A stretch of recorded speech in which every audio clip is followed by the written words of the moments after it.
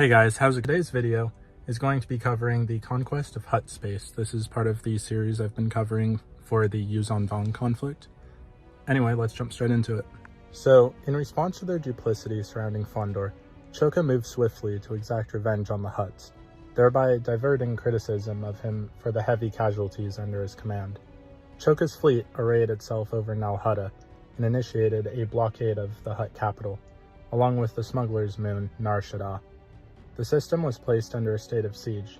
The HUTTs could rely on no New Republic aid after their double dealing, and were soon mired on a fighting scale of an unseen level since the war with Zim, or the HUTT cataclysms.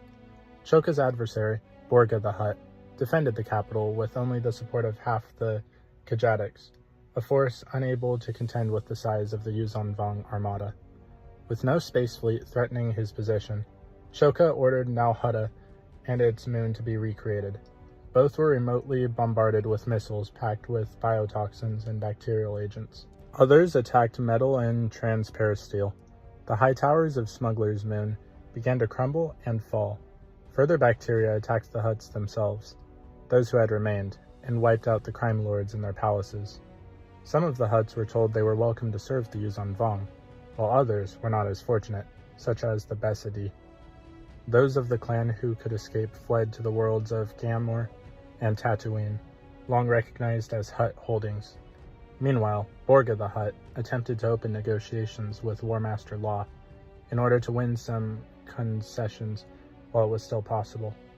The HUTT asked for Tatooine to remain in the hands of the HUTTs, but ultimately, trade talks failed, and the HUTTs prosecuted a fierce resistance campaign against their one-time allies.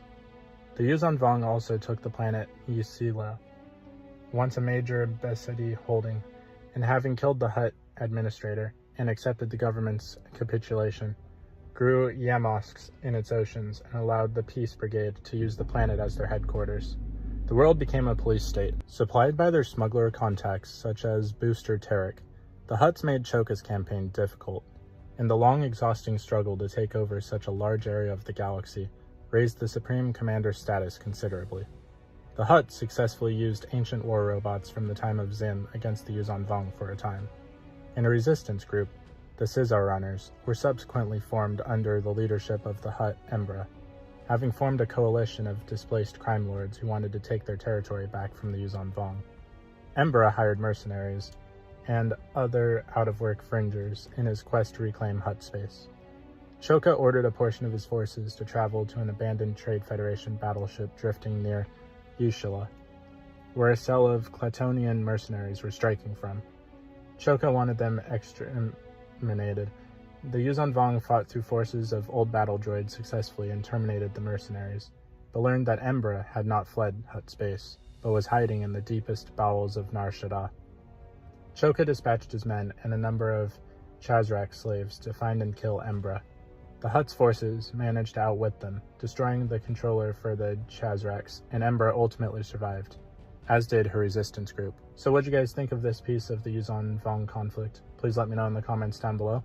If you haven't already, please be sure to like the video, subscribe to the channel, join the Sith Citadel Discord, links in the description, and consider becoming a join member or checking out the channel merch store if you wish to further support the channel. Otherwise, I'll see you in the next video.